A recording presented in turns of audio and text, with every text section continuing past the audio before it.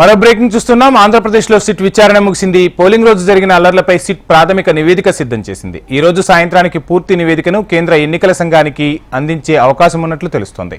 అనంతపురం జిల్లా తాడిపత్రి, తిరుపతి జిల్లా చంద్రగిరి, పల్నాడు జిల్లా మాచర్ల, నర్సరావుపేట నియోజకవర్గాల్లో పోలింగ్ రోజు జరిగిన ఘటనలపై సిట్ పూర్తి ఆధారాలను సేకరించింది. ఆయా స్థానిక పట్టణ పోలీస్ స్టేషన్లలో ఘర్షణలకు సంబంధించిన నమోదైన కేసులపై పూర్తి ఆధారాలు సేకరించింది సిట్ బృందం. విచారణలో భాగంగానే హింసాత్మక ఘటనలు జరిగిన స్థలాలను సిట్ దర్యాప్తు అధికారి ఏసీబీ అడిషనల్ ఎస్పీ సౌమ్యలత పరిశీలించారు. ఇక క్షేత్రస్థాయిలో విచారణపై సిద్ధం చేసిన నివేదికను కాసేపట్లో డీజీపీకి సిట్ చీఫ్ వినీత్ బ్రిజ్లాల్ అందించనున్నారు. మధ్యాహ్నానికి సీఎస్ ద్వారా కేంద్ర ఎన్నికల సంఘానికి ప్రాథమిక నివేదికను సమర్పించే అవకాశాలున్నట్లు స్పష్టంగా తెలుస్తోంది. ఇది ప్రాథమిక నివేదికనే అయినప్పటికీ పూర్తిస్థాయి నివేదికను రూపొందించేందుకు గడువు కావాలని సిట్ కోరనున్నట్టు తెలుస్తోంది. పోలీసుల నిర్లక్ష్యం, ముందస్తు జాగ్రత్తలు తీసుకోకపోవడంతోనే అల్లర్లు జరిగినట్లు సిట్ గుర్తించి నివేదికలో పేర్కొనడం గమనార్హం. ఇక సిట్ నివేదిక సంబంధించి ఓవరాల్ డీటెయిల్స్ మా ప్రతినిధి కాంతి లైవ్ లో అందిస్తారు. కాంతి, దేశవ్యాప్తంగా కూడా అందరి చూపు ఇప్పుడు ఆంధ్రప్రదేశ్ పై పడింది. ఎన్నికల తర్వాత జరిగిన పరిణామాలకు సంబంధించి పెద్ద ఎత్తున చర్చ జరుగుతోంది. కేంద్ర హోంశాఖ కూడా పూర్తిగా నజర్ పెట్టినట్టు తెలుస్తుంది. ఈ నేపథ్యంలో సిట్ నివేదిక ఎప్పటిలోగా పూర్తి స్థాయిలో అందే అవకాశాలున్నాయి? ఓవరాల్ డీటెయిల్స్ ఏంటి? ఆంధ్రప్రదేశ్లో ఎన్నికల తర్వాత జరిగినటువంటి ఘటనలకు సంబంధించి ఏర్పాటు చేసినటువంటి సిట్ ప్రాథమిక నివేదికను ఈరోజు 10 గంటలకు డీజీపీకి అందించనున్నారు సిట్ చీఫ్ వినీత్ బ్రిజ్లాల్. ఈ నేపథ్యంలో ఈ 4 జిల్లాల్లో కూడా ఎక్కడైతే అల్లర్లు జరిగాయో అల్లర్లు జరిగిన ప్రాంతంలో క్షుణ్ణంగా నాయకులని, అలాగే అక్కడ ఉన్నటువంటి గ్రామస్తులని, అలాగే పోలీసుల్ని కూడా విచారించారు. అలాగే దాడులకు ఉపయోగించినటువంటి ఆయుధాలని కూడా ఈ అధికారుల బృందం అయితే పరిశీలించడం జరిగింది. అంతటి దాడులు జరగడానికి, అలాగే ప్రేరేపితం కావడానికి జరిగినటువంటి ఏవైతే ఉన్నాయో వాటిని ముందుగా పరిగణలోకి తీసుకున్నారు.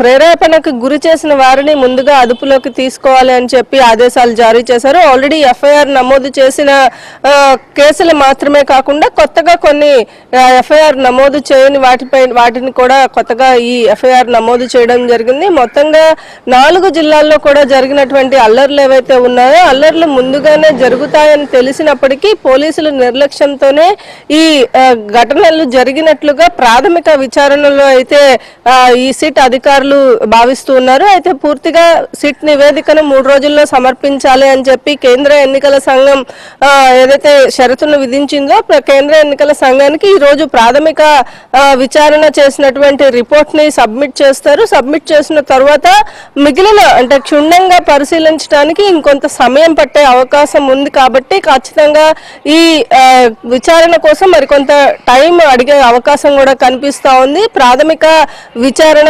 చేసినటువంటి ఏదైతే నివేదికను ఈ రోజు హరీష్ కుమార్ గుప్తాకి డీజీపీకి సమర్పిస్తారు. ఈ నేపథ్యంలో హరీష్ కుమార్ గుప్తాకి ఏదైతే నివేదిక ఇచ్చిన తర్వాత కేంద్ర ఎన్నికల సంఘానికి ఈసీ ద్వారా ఈ ఏదైతే నివేదికను పంపిస్తారు. ఈ నివేదికను పంపించడంతో నివేదికలో ముందుగా పోలీసుల నిర్లక్ష్యం అనేది ఉంది అనే విషయాన్ని సిట్ బృందం గమనించారు. ఈ నేపథ్యంలో సిట్ బృందం గమనించిన విషయాల్ని క్షుణ్ణంగా పరిశీలించి ఇప్పటికే కొంతమంది అధికారులపైన, అలాగే కింది స్థాయి పోలీసులపైన కూడా యాక్షన్ తీసుకుని ఉన్నారు. ఈ నేపథ్యంలో వారికి సంబంధించి ఇంకా మరి కొంతమంది ఎవరినైనా సస్పెండ్ చేసే అవకాశం కానీ బదిలీ చేసే అవకాశం కానీ కనిపిస్తున్నాయి. ఈ నేపథ్యంలో ప్రాథమిక నివేదికనైతే ఈ రోజు సిట్ బృందం ఈసీకి ఇచ్చే అవకాశం కనిపిస్తా ఉంది. ఈసీకి సబ్మిట్ చేయడంతో పాటుగా కొంత సమయం ఇచ్చినట్లయితే పూర్తిగా దర్యాప్తు చేసినటువంటి నివేదికను కూడా అందిస్తామని చెప్పి సిట్ అధికారులు చెప్తున్నారు. వంశీ,